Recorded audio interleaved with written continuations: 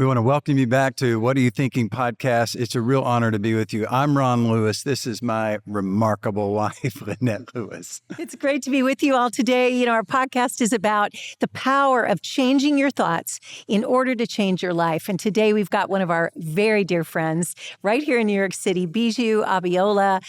We've been friends with Bijou for the last number of years. We count her really as family with our family. But Bijou has been in New York City for a long time. She's got an incredible career. We're going to get into a lot of that story, how you got to the U.S. in the first place. But I was thinking, Bijou, about a story that would interest our listeners, and that is that there is so much in the world right now, political unrest going on. I mean, we hear about it all over the world. Nation after nation certainly have our own challenges, even here in the United States.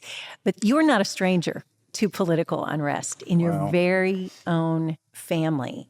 Your uncle, tell us his name. MKO Abiola. Yes. Very famous story this is. And From here you Nigeria. are, part of the family.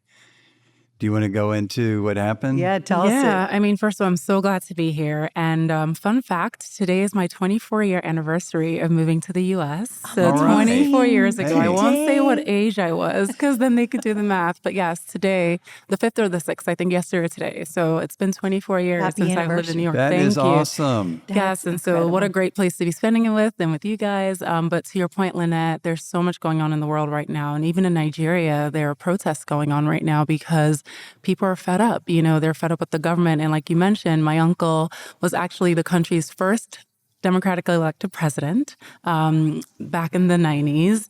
And, you know, the country had military rule up until that point, and he ran on a promise of hope. And he really galvanized the people. And so they voted for him. Unfortunately, the military was not too happy, and he got put in jail.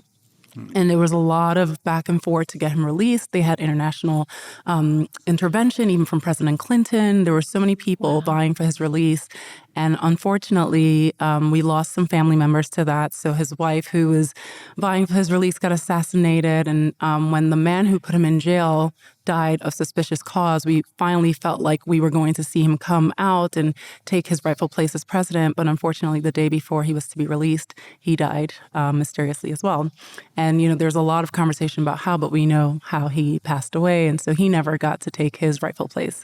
And so I'm very excited because not only is this 24 years in the U.S., but it's also going to be my first time being able to vote in a democracy. Regardless of who I vote for, I'm so excited to take part in a democratic process where I know that whoever wins gets to take on their rightful place as president. So that this will be your first year to vote in a United States election. In anywhere, because I've been here since I was a minor. So this is my first time voting and being a part of a democratic process. And to know that my uncle lost his life fighting for democracy, it's not something I take lightly at all. So I'm very excited for that. Yeah. And you were, we won't give your specific age, but you were very young. You were a teenager when you came to the U.S. Yes. And She was 15 years old, to be specific. Went 15 years old, and you were in a university here in New York City. Yes. As a 15-year-old. I was. I mean, every 15-year-old needs to jump. Just forget about high school. Go right into college. You did that. They made me redo my last year, so I ended up going to college at 16, actually. Okay. But yeah. So what was that like, Bijou? You come over here really all by yourself. I mean, you lived with your aunt and uncle, correct? Yes, I did. Uh-huh. So you arrive, you're living with family, but you are on your own in a lot of respects, and you're brand new to a new nation. Yeah. And it would take you how many years to get your citizenship? Man, my story is nothing short of a miracle, honestly. And my aunt and uncle are a very big part of that story because, first of all, they brought me to the U.S. to live with them. I had come every summer. So to be honest, we vacationed here in the summer. It didn't feel so new. I knew where the McDonald's was on Flatbush. You know, I knew where everything kind of was. But I did get on the plane as an unaccompanied minor because, to Pastor Ron's point, I was 15, leaving my mom, my brother. But thankfully, my aunt and uncle became home for me. And they had to legally adopt me, actually, because I was a minor. And that process will go on to take years, to the point where actually I've shared this in the book. I think I'll share it again. That right, the book you're referencing. Miracles in Manhattan. Miracles in Manhattan. And everyone should check it out if they haven't already. But yes, so in the book, I talk about, even going to the point of a deportation notice. Like, I never thought in my life that I would get a deportation notice to leave the country because of inefficiencies on their end. There was nothing on our our end. We had submitted all the paperwork and the back and forth. And thankfully, back in, I think, 2012, when President Obama passed DACA, which is deferred action for people who had come as minors but were illegal in the country, I qualified. So even though I wasn't illegal, because of how contentious my case was, I got to qualify for DACA. And that's how I was able to stay on, was through DACA. I was a dreamer, but I wasn't a dreamer, right? We had filed all the legal paperwork, but needless to say, it was a big fight. And so that's why I became a citizen in 2021. It took literally over 20 years for me to get to this point. Yeah. Perseverance. When I think of you, Bijou, it's one of your great characteristics is perseverance. Thank you. Not even, I mean, I'd be curious to hear from you. Do you believe perseverance is a learned skill, or were you born with it? Honestly, I think the circumstances of my life have created that. And, I always think of how at every step of the way, God sends help, right? And that for me, I think is what has helped me persevere, is in moments when I wasn't sure if I could keep going, he would send help. He sent you guys at a time when I was in transition, right? And you really revived my faith, so to speak, and joining every nation. So it's at every juncture, he has sent help. So whether it's learned or you're born with it, I don't know, but I know that he has helped me every step of the way. I know that when we first met you walking down one of the streets over here in Midtown Manhattan, that I was marveling over you as a person and individual, knowing that you have a very rich heritage, a rich story, but also full of problems and hardship. Yeah. And a lot of times people might look at someone who's famous or their family is famous, and your family was politically quite well known by everyone. Mm-hmm. And so for these things to have happened, and then here you are in America and you're a teenager living with relatives, and yet you chose to excel and press into God. That's a big story. Yeah. And it's funny you say that. I was telling a friend just this morning about how intentional God is with our lives, right? And how my mom is one of 6 sisters, and I could have gone to live with any of her sisters, but the one that I went to live with was the one that was on fire for the Lord. They all were in their own way, but her husband became a father to me. He's actually, I think I'm closer to him than most people in my life, actually. Wow. And so, we won't necessarily get into my family dynamics, but having him as a father figure was also part of God sending help in my life. So to your point, hardship, but feeling very fortunate for all the help that has been sent through all those moments of life. Can you tell us just a little bit about your background in Nigeria? Let me see. So I was born in London. First and foremost. But I was raised in Nigeria. My mom raised me, went to boarding school. I started boarding school at the age of 10. As I mentioned, my father's older brother was MK Abiola. So he and I didn't necessarily have the closest relationship, but he was a father figure that I got to spend some time with. And so when he was running for the presidency, I felt very much like my dad's running. Well, he wasn't my dad, but I felt very proud to be a part of my uncle. And then at 15, it was time for college, and I moved here to start university. Obviously too young. I redid the last year and then started school locally. And I was really young, so they wanted to keep me local. I went on to do a BA in economics and then a master's in economics at Columbia. And that's sort of like my quick version of my journey to this point. You have a master's degree from Columbia University, Yes, as well as your undergraduate. And Yes. then you got your master's degree at Harvard Business School? Yes. So I went on to do an executive MBA. So I'm an alumni of Harvard Business School as well. But I did that much later. I did that actually 5 years ago was when I got my alumni And you have an status. interesting career. The journey that you have in your career, I think is going to really help a lot of our listeners, because I remember you telling me this story. So you're going to Columbia, you're getting this degree in economics, and you're working at J. Crew. Yes. Right? On the weekends, just to earn money. Yes. And you begin to start coming to think differently about your future. You start wondering, and I think this is common with so many of us. We are on a path, either by our own choice or people in our life or our parents or how it's gone. And we begin to wonder, am I really doing what I'm supposed to do? Yeah. And you start having those questions. Tell us a little bit about that juncture. Yeah. I mean, thank God for being young and naive, right? Because I think we take more risks when we're younger. I tend to think than when we get older, because now you're thinking about your family. There's so many things to factor in. But I remember being, I was getting my master's. Again, I was too young to get into the dorms at Columbia for my master's. So you had to be 21 and I was 20. So I got an apartment on the Upper East Side. And so I've always been the youngest. And so in this program, I was about 20, 21. And the average age was, I think, 30 or 35. I had the ambition of going to work for the World Bank, eventually going to get my PhD in behavioral economics. Like I had it all planned out. And so in the summer, we did an internship, and I got an internship with the Nigerian mission to the United Nations. Again, very grateful for access. And I was working on the economic policy division. And I just remember going into work every day and feeling like it was so simple, Lynette. I didn't want to wear a suit every day. This is what's going through my 21-year-old mind. I'm like, I kind of wish I could dress the way I dressed when I would go to work at J.Crew. And that was right around the financial collapse. And so the plan was I would leave the UN, either go to the World Bank or private sector. And at that moment, I just started researching other careers, specifically in fashion, because I would come alive on the sales floor at the J.Crew right at Columbus Circle. Actually, they had a J.Crew up there. And that's when I came across corporate roles in fashion, and I never looked back. And that was, 16 years ago. What happened when you start thinking seriously, I could make a switch? What was going through your mind? Because we talk about it starts in our thought life so often. An idea comes, and I think when we're pretty knee deep into an expensive college education and you're in a degree plan and you're obviously having favor in this journey because you've got open doors at the UN, things are going well as that path would be.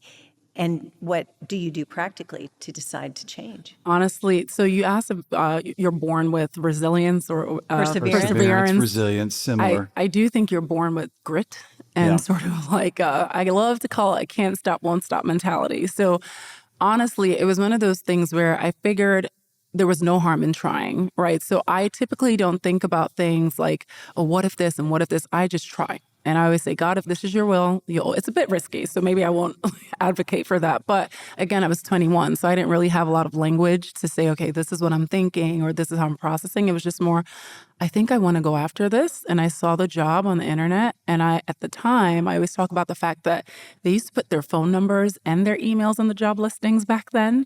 And so I called the recruiter and I said, hey, I know my background doesn't match what you're looking for, but trust me, I really want this job. And he's like, I have one more spot in the executive training program at Lord & Taylor, and I got the job. And that was really it. And I had a plan, right? The plan was after about a year or two, I would go back to get my PhD in behavioral economics because I was like, I'll understand how fashion consumers behave, and then I'll go back. And I never went back. Wow. Yeah. Did anybody think you were making a bad decision? Everyone thought I was making a bad decision. Everyone. What did other people expect of you being from this royal, politically famous background? Well, I think I'm also Nigerian. Nigerians don't go into fashion. Like this is like now they do, right? I meet a lot of young Nigerian girls who are like, I love fashion, especially now with Instagram. They have, creativity is now a normalized way of earning money. Back then, and I really learned this from my mom. She, had done the same thing. She had an economics degree, master's actually from Columbia as well. And she would go on to start her own fashion line. And so I grew up around the noise of sewing machines. So when I was taking that risk, I felt a little comforted in knowing that my mom had made a living. She raised me as a somewhat single mom off of her income, right? And so to your point, I'm trying to remember what we were saying. Well, just what were people saying? Did you get resistance? No, a lot of resistance. My family was not happy. I think I'm relatively bright, and to them, fashion wasn't a job that you do if you're top of your class, if you're, and I'm also the first child, the first grandchild, and there's a lot of sort of everyone's looking at you, right? And I did it promising them that I wasn't going to make a career out of it. It was like, no. I promise I will go back. And it wasn't until I think about 4 or 5 years ago when they started to take me seriously that this was amazing. Actually, again, because thanks to God's favor, I succeeded, right? And it was very clear to them that where passion comes in, success is possible. And so because I was passionate and because God was giving me favor, I succeeded in this sector. And I'm very happy that I made the choice. I love that. Great. I also would be curious how because I've watched you make career decisions since we met. Yes. And you've had lots more favor. You've had incredible open doors. your current position as chief of staff at a major luxury retailer here in New York, the way you lead the team, the way you help the president, the chairman of various divisions, the way you creatively introduce ideas into the team. I mean, you've really shown, Bijou, and even in the last several years, you've made some very strategic moves. You were at one company for a long time, and a door opened, you made a change, and then another door opened. I've seen those things happen. How do you explain the process of balancing your own desires and what you believe to be the will of God? I have a thought or two about it, but I really want to hear yours because I've watched you pray through things, wait on God, get counsel, seek wisdom. It's a little bit of everything, but what is really your pattern for decision making at this stage in your life? I love what you said about seek counsel because actually for me, that's one of my number one ways of making decisions. And, we have an Igbo saying, I won't say it in Igbo, but it essentially says the person that asks questions never gets lost. You're going somewhere, you don't know the way, you ask a question, right? You keep asking until you find your way. Now, come on. I think that is so, we have to pause on this because this is one of my things that people don't ask enough questions. Yes, it's true. It's like, why don't these people around me just ask a few questions and you'll get your answer and you don't have to go through all these experiences that most of them are going to end up in bad situations. So, and that's really it. One more time. It's I won't say it in Igbo, but essentially it translates to the person that asks the questions never gets lost. Okay, now that's so great that I want you to say it in Igbo for all of our Nigerian listeners right now. No, I'm going to butcher it because my Igbo is terrible. I can speak Igbo for credibility purposes, but my Igbo is really bad. I think it's like Onya Jujuani Fuduzo or something like great. that. Yeah, sounds just perfect. I think I said it in the Uguta way and not the Igbo way, but either way. These African nations are so fascinating, and there's so much has been going on in Africa. I mean, through our entire lives. And what did you gain? What's the value like that? Even saying that, obviously, there's culture behind that. What were the benefits of you being born and raised in Nigeria or being a Nigerian even in America? Man, I always thank God every day for making me Nigerian. Nigerians are a special breed. So there's every Nigerian I've met is special. Right. All of them. Even those who, I went to Lagos, I preached there. I have some friends there. And even when you're driving through the difficult, darkest places, they're still smiling. Yes. Constantly smiling. Yeah. And so, you know what? I think there's a cultural aspect of persistence and resilience built into my personality. Nigerians are very much resilient people.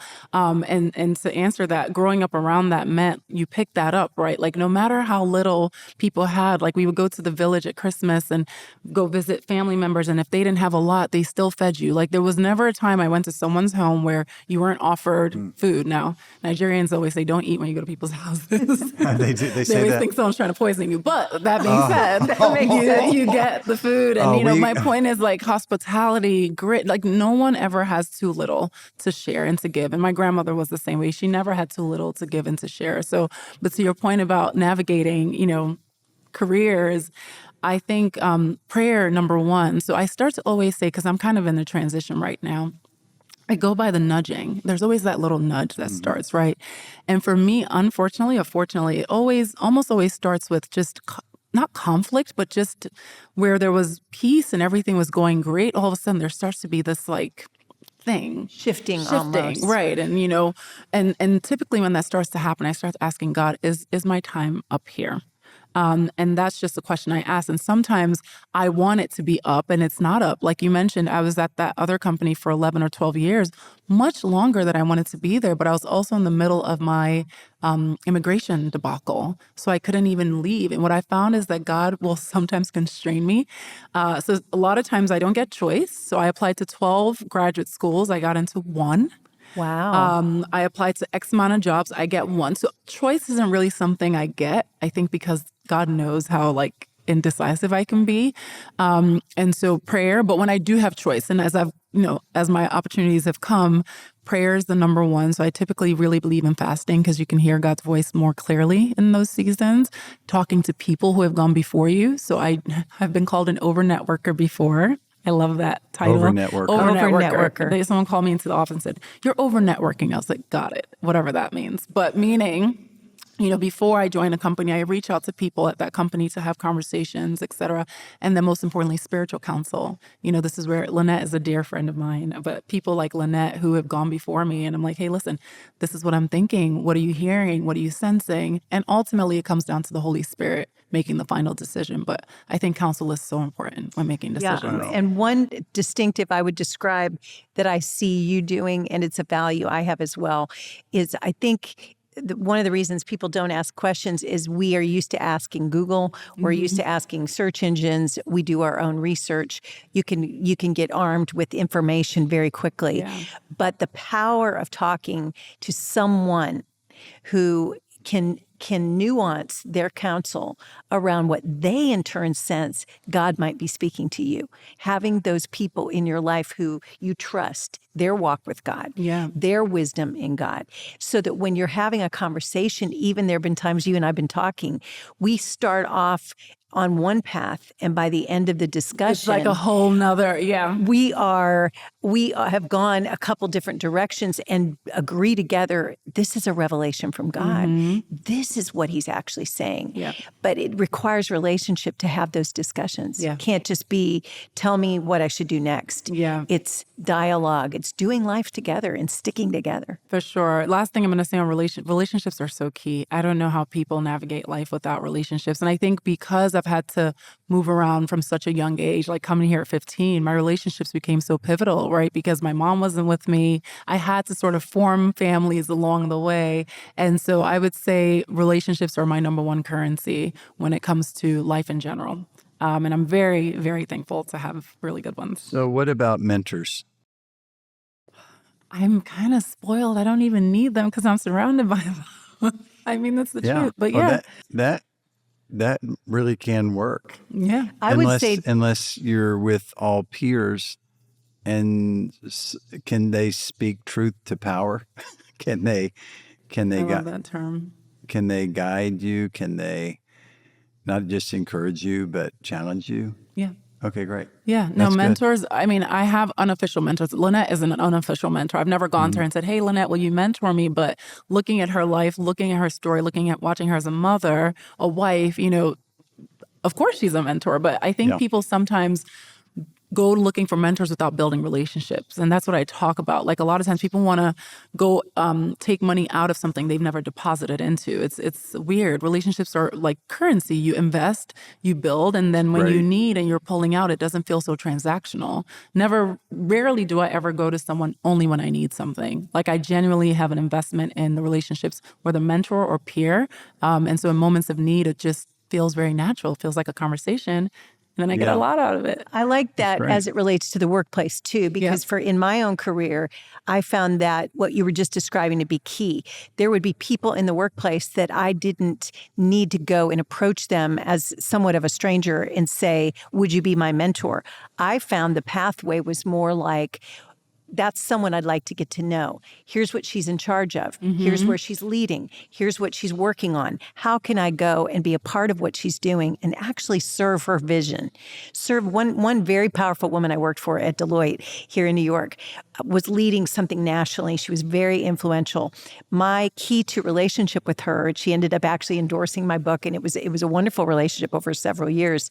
But the start of that relationship was when I was working for her, I was less interested in what she would give to me as a mentor and more interested in aligning with her so that I could help her achieve what she wanted. I love that. And that bridge building, I see you do this all the time. It's a way you put currency in that when you want something back. And so often those are the very people in the workplace that will think of us for an opportunity. You've had this so many times, Bijou. 110%, where it's like people wait till things are on the job board. No, you build those relationships so that while they're even thinking of the idea, they already have your name in mind, right? And I love what you said about how were you going to help her achieve her vision? And she definitely picked that up, right? Because when the opportunities came, it's like, Lynette, I'm going to put your name forward. And so workplace, we can talk about that one. That's my passion, is sort of relationships in the workplace and navigating workplace cultures, because it's an entire culture. But it goes back to the person that asks questions never gets lost. Curiosity has gotten me where I am today. So I love that. I think also, I remember a time I was walking up Broadway with my resignation letter. It was right after Ron and I got married, and I was wondering how I was going to do this new mom thing. I inherited stepkids, and I thought, I can't keep working these rigors of all these hours here in New York. I want to be more mobile with our new life. And I'd talked to my boss. He didn't have an ability to change the job for me. So I had my resignation letter in my briefcase, and I was walking up Broadway. I could take you to the corner. And I was about to make that phone, or I was going to talk to him with my letter in hand. And I made one phone call to another woman that was working with this original woman I mentioned. And she said, give me 24 hours before you submit it. I've got an idea, but I need you to just give me a day. So she went to work on my behalf, and they created a brand new role. Wow. They said, we want you to stay. We'll talk to him. We'll figure this out. And it was all from the collateral building days of working. And so often we feel like, goodness, does anyone see? Does anyone really even notice the investments I'm making? And yet later in those key moments, you look back now, I look back at my 40 years of my career and recognize those were the moments where you make that withdrawal, or it comes to you. It comes to you. And you don't even know. Wow. I love that. I love that. How about your career journey? Very different, but you ask questions though. And you know what? It's one of the things I love about my husband is he asks questions of every single person he meets. And it's always incredible what you find out. So I think I'm inclined to look up to everyone and know that God put something inside of everyone, and either they're living what's tapped into what God has given them, the talent, the grace, the story. I mean, your story, extraordinary story. And I can easily get enamored with wanting to find out more about you. And you remember when are. we met you? I met you. We met at church, and Pastor Ron was like, "Walk with us."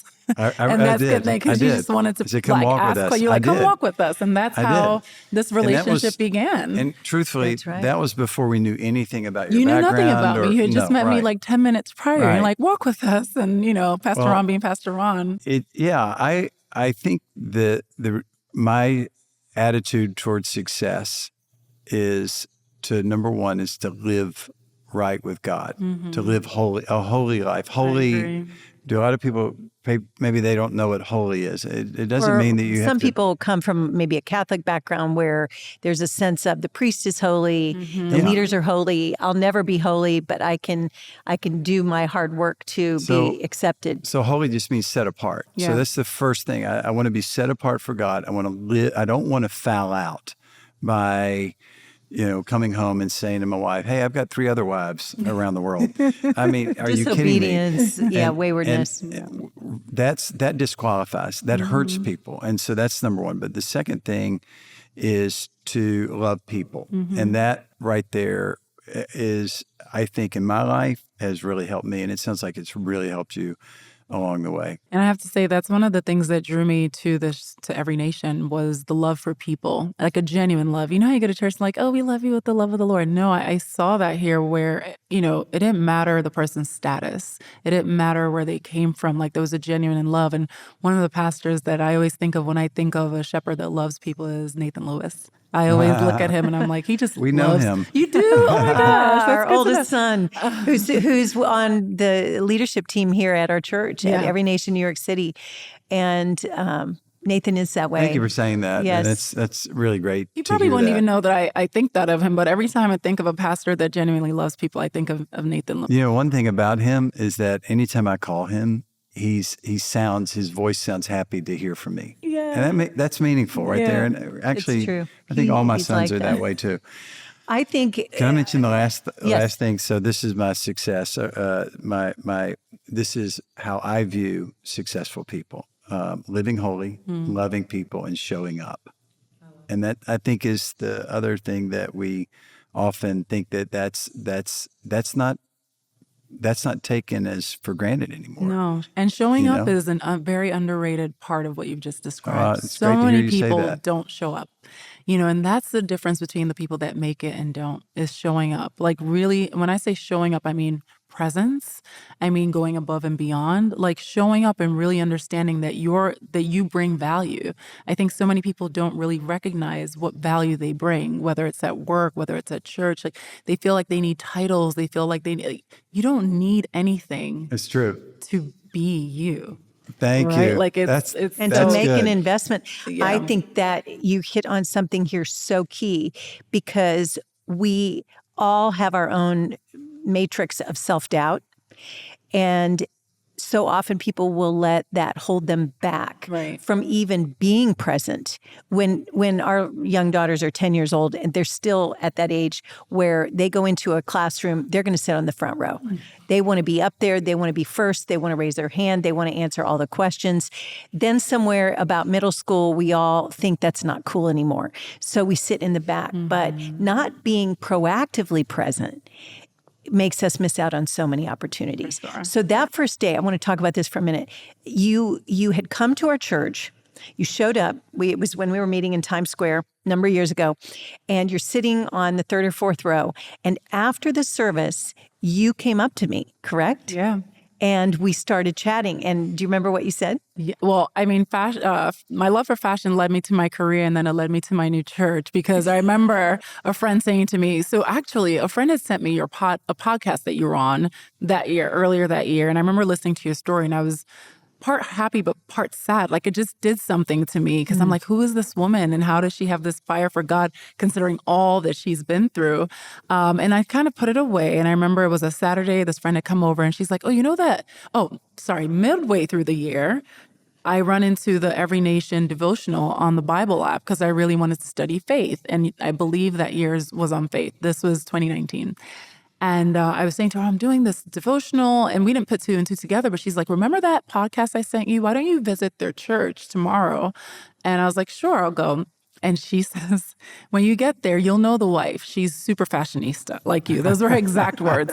So I get there, and at the end, you guys come up, and I see you at the time, Lynette. And of course, you're Lynette from head to toe. And I was like, that has to be her. That has to be her. So I come up to you, and I'm like, oh, by the way, and I didn't put two and two together that you were the woman from the podcast that I had been sort of inspired by, but also struggling with in terms of how does someone go through so much in life and still hold on to the Lord?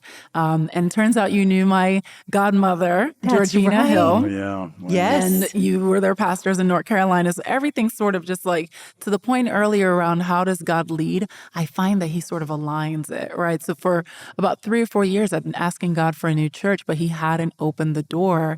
And then he created an instant bond with you guys that made me feel like it was safe now to sort of move on. Not from a bad blood perspective. I still love my old church, but that now it was time to come into this fold, right? So That's beautiful. Wow. And then right after church, we had been chatting. We couldn't quit talking. And Ron came up and I introduced you, and he said, come walk with us. Yeah, come walk with and us. on that walk is when we discovered that your godparents were on staff with us at our church in North Carolina. You can't make these things up. No.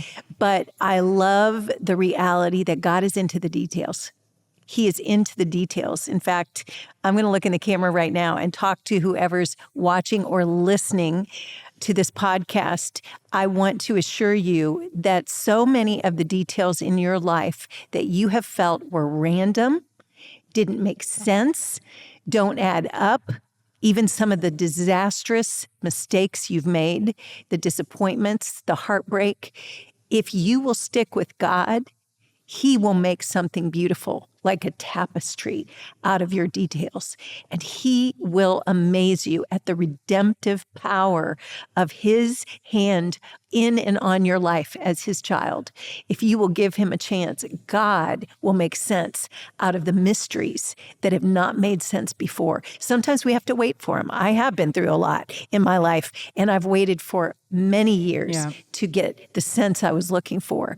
And sometimes we live in the tension of mystery for a long, long time. Yeah. But God will never fail us. Yeah. And he doesn't miss a detail. He No. puts it all together. No, I love what you said, but my life is a story of details. And every time he shows up, it's literally right at the nick of time. And it's not like he's trying to like stress me out up until the moment, but truly it all makes sense. Like even sitting here talking to you guys now, I'm like, wow, like it makes sense, right? To some extent, but in the moment, it never does, or it never feels like it does.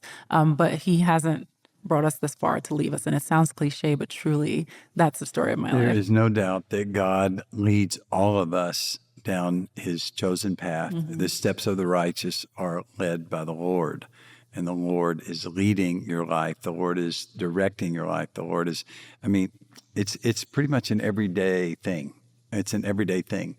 But I think the difference between some people is some people really just want to make it about themselves, and others, like, they go attack the world with the love of God. And it could be an Uber driver. It could be the guy down the street who's selling flowers or food or whatever. It could be the person this is New York City. And so there's a lot of rapid action that's constantly going on, and people bumping each other, and they almost just like ready to fight just because some accident like that happens. And there's a lot of intensity, but when you're a man of peace or a woman of peace, like you are, Bijou, like my wife is, people of peace, they win in the end. They win. It's like we don't view something small as some real big deal. Yeah. And if we could get the perspective of how big is God in your life, he's leading you, he's guiding you, he's providing for you, he's doing things. And for those who feel like, no, I feel like I'm left out, then this is your time to let God into your life, to get to know God, to let God lead your life, to discover your purpose, to live on mission, to watch God do something on your behalf. So many people are just sitting. There's this man at the pool, one of the pools, that it would, whenever the pool water, and this is in the Gospel of John, I believe it's chapter 5. This is just off the hip right here. But the pool had bubbles in it. Every so often it would spring up, and whoever would be able to go into that water would be healed. And I know it's kind of a strange story, but I believe it's authentic. That place is actually there. We can prove the archaeology over this. But in those particular moments, when it would stir up, there was a man who couldn't walk, and he basically gave up hope, and he would not crawl forward into the pit, into the water that would heal him. And so finally, Jesus came into his life, and he said, "What do you need? I want to help you." And a lot of people just want to stiff arm God. I mean, God wants to come and help you and challenge you and change you and do things for you. Well, that man was supernaturally healed. And Because he said, when Jesus asked him the question, "What do you want me to do for you?" He said, "I don't have anyone to take me thank you to for the saying water." that. That's good. Thank you. So Jesus became the bridge for him. Yes. He said, "You don't need that water. I can do it for you." Right. Yeah. Thank you. That's good. But the beauty good. of you sharing that story is not random, is that it was the pastors that God gave me when he really wanted to start doing some deep healing work in my life. Well, of course, we didn't know that. No, so here we are. And I remember being 37, and I got that story as like, now it's time to stop making excuses, right? We can always make excuses, but this, but that, but this. And so at 38 was when he really started, because he had been at the well for 38, or been by the pool for 38 years. And so for me, it was one of those, like, how long will you make excuses? In your 38th year, let's get to it. And really, that was when I started to surrender and let God take over in terms of just the healing that I needed in my life. And so it's not random, because But we should talk about that, because Well, and I was just thinking, there's something that the two of you have in common that I think will encourage a lot of people who are listening and watching today. And that is that you both had years without a father. Bijou, if you would share a bit about your journey, because I've admired and watched you navigate the understanding of that particular part of your background, that particular part of your life. And when you pressed in for that deeper healing, it's complicated to go there, because we know it's like getting ready for surgery. And I've had several surgeries in my life. You dread it because it's going to cost you something. It's going to be messy. It's going to be bloody. It's going to be pain. But on the other side is healing. And that's been your journey. So you go through this family pain, both of you. You've got this area of mystery in your own background. I have my own share of those kind of stories, different circumstances. I think everybody listening and watching feels that in some area of their life. Well, absolutely. And what I like what you just said a minute ago was that at 38 you started being ready to go deeper, and that isn't something that I think comes naturally. It's decision making. And I watched you. You were like, God, hold nothing back here. I'm ready for it. Yeah. But it doesn't mean that we're ready for it every minute of our life. You had to get ready for it. Yeah. And there's no telling what you're going to find when you get there, right? Because you might think you're ready, but when you start asking the Lord to show you things and to really show those places, because everyone's fine, especially in New York. You were talking about the bustle of New York earlier. Everyone's fine. Everyone's got it together. It's very easy to hide behind my profession or whatever it is that makes me shiny or glossy. But I get to sit with myself every day, and I knew the areas that I really needed the Lord to heal, not just so I can move on to the other areas of my life, but just so I could be the person that He had created me to be. And you were referring earlier to living holy. I think also like a clean heart. And part of that clean heart is being able to receive fully from God. And I was finding that I was having a hard time receiving fully from Him. And I knew that Him healing certain aspects of my heart were going to be a big part of being able to receive. So, yeah. I remember you saying something consistently during that healing season where you said, I feel so free. I feel so free. And on the other side, it touches me because I know many people listening and watching are feeling in bondage, feeling trapped, broken. A lot of times the most glossy individuals deal with deep pain. And it's hard to fess up. It's hard to go there. But on the other side is freedom. And freedom is costly, but when you get free, you can learn how to stay free. And you are a shining light of freedom, Bijou, at so many levels, far beyond what your resume would say or your beauty. People would look at you and think, how could this woman have ever suffered with this great job and this great career, this great path, great education? Yet you have journeyed through lonely valleys and you've made great choices and you live free. Incremental freedom. Incremental. I love that. Incremental freedom, because it doesn't all happen all at once, right? But truly in that moment where it's like chipping away a little by little by little, and then all of a sudden you feel it. And I do feel free, and it comes with joy too. That freedom comes with joy in knowing that it had nothing to do with me, that freedom had a lot to do with surrendering to God and really being open to His healing process. And there was something we were talking about earlier around when you sometimes want to, when you live a good life, like God, not live a good life, but when you are surrendered to God, He fights for you. And it's so frustrating because so many times we want to fight for ourselves. We know the way to hit Him where it hurts or to do certain things. And what I found in my life is every time someone has come up against me and I've left it to God, He has done way more than I can imagine in vindicating or in solving those issues for me. So in moments of transition, it's very tempting to want to take things into your own hands. I've been through many transitions and many valleys. But boy, He's written a much better story for me than I could have ever written for myself. So, yeah. The reality is that all of us have pain. I mean, let's just get real here. I mean, who in the world can honestly say that they don't have emotional or mental or physical issues? And the thing about emotional wellness or mental wellness, we could call it, is that it's hidden. Yeah. If I came in with my eye blown off or whatever, everybody'd say, what happened to your eye? Yeah. But sometimes we just can't see what's going on in people's life because they're so covered. They cover it with beauty, salons, hair. They cover it with the people they're with. They cover it with alcohol. They cover it with drugs. They constantly are covering. And this goes all the way back to the Garden of Eden, where after Adam and Eve sinned against God, I mean, can you imagine they had that whole that universe of Eden where God says, eat anything you want except that one tree. And they both ate the forbidden fruit, and that was the beginning of the fall of mankind.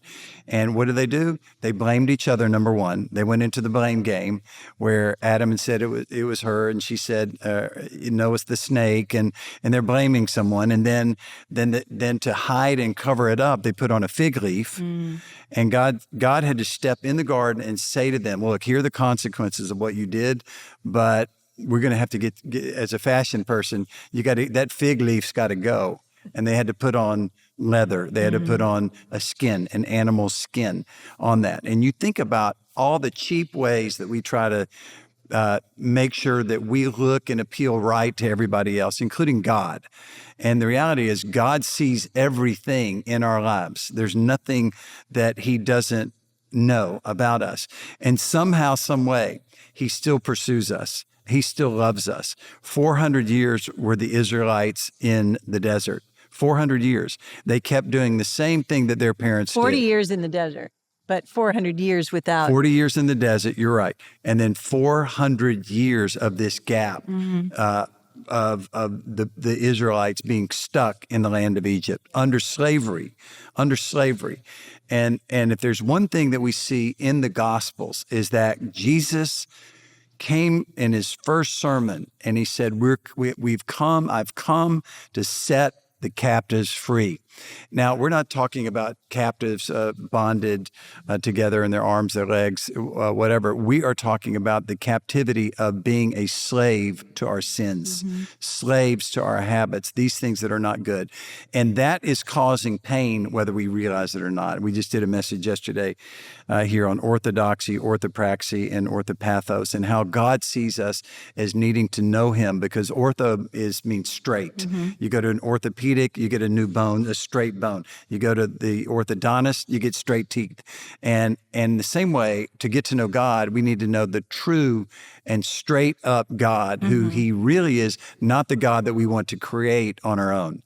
We want the real God. And that's the only way that once you know the real God, then you can do the real things that he wants you to do, which is practice, the orthopraxis, the practice of doing the right things, and then living in pathos, which is a new way of understanding that God really does care about your emotional and your feelings and all of those things. I mean, when my little girls come up to me on a regular basis, their feelings get hurt. I don't say, look, I've heard this before, just go watch some TV. I have to take care of them then. I have to look at them, I have to hug them, tell them it's going to be okay. And I've done that so many times that I really can truly get exhausted over the same issues. But God is not like that. Right. God is always there, always caring, always delivering us from darkness, always leading us in the path of righteousness for his name's sake. And I think now might be a great time to say to you that whatever it is that you're dealing with, there is a God who's not only in heaven, but there's a God who's in your life right now, in your home, in your apartment, in your complex, in your workplace, wherever you are, God is there. I met God when I was 18 years of age in a dorm room, where dorm rooms are not known in secular university colleges. They're not known for being the kind of place where everyone is clean and everyone is good. It is bad. It is parties, it's kegs of beer, it's alcohol, it's weed smoking, it's all this stuff going on. And how does God do it? It's because love breaks the barriers and walks right through the sin to bring a new life into all of our hearts and into all of our lives. So the pain that you're going through, the bondage you're in, it can all be broken, delivered, and there is a redemption that's coming into your life because of Jesus Christ and what he did on the cross, that he took our pain, he took it into his body, into his life on the cross. And when we look at that man hung on that tree of the cross, hung on that with all the blood and everything coming out of him unto the point of his dying. When you look at him, you think, oh, what a wasted life. He didn't have to have that. But because he was the Son of God who was sent on the mission to take our place, he lived that beautiful life that we could never live. And he died that death in our place so that we don't have to die like that. But we can have a new life. And through Jesus' resurrection, with 500 eyewitnesses, with many people who wrote down exactly what happened on that beautiful Easter morning where Jesus rose from the dead. And we can look and know that he can take care of the pain in your life. And sometimes it's slow. Sometimes it's just steady. And other times it's a dramatic moment where my father, who disappeared for 10 years, that was my background, he disappeared for 10 years. And then he came back to me, and about a year or two later, he had an experience with God where he was born again. And Jesus said to the rabbi, to a Jewish rabbi, he said, Nicodemus, you need to be born again. By the Spirit of God wants to come into you and give you a new and a new life. And that's what he's doing for some of you right now. I even think about that story in the Garden of Eden where they knew they sinned. They knew they did the exact thing that God asked them not to do. And we all want to hide from the punishment we know we deserve. But when God began to walk in that garden in the cool of the day, he didn't say, come out wherever you are. You know you're in trouble. Come talk to me. Tell me what you did. I know what you did. He simply walked in and said, Adam, Eve, where are you? He came looking for them, pursuing them, because he didn't want the separation that their sin had caused. He came to pursue them. Yes, there were consequences of their sin and of their bad choices. And we have to live oftentimes in the consequences until those things take time to make right. But the initial move of God is always to pursue you. And I'd like to pray, just as we're getting close to the end, is just pray for those of you who right now may be feeling a pull to make a move back to God, to come back from your hiding, to come back from your shame, from your sense of failure, from your trauma that comes to you sometimes at night where you can't sleep because you feel like you've messed up so badly, yet no one may even know the pain you're dealing with. I want to pray for you right now because God himself is pursuing you, and your Father who created you, masterfully designed you, wants you to come back. Father, we pray right now for those who are listening. Maybe it seems by accident, but you brought them to this program, this story.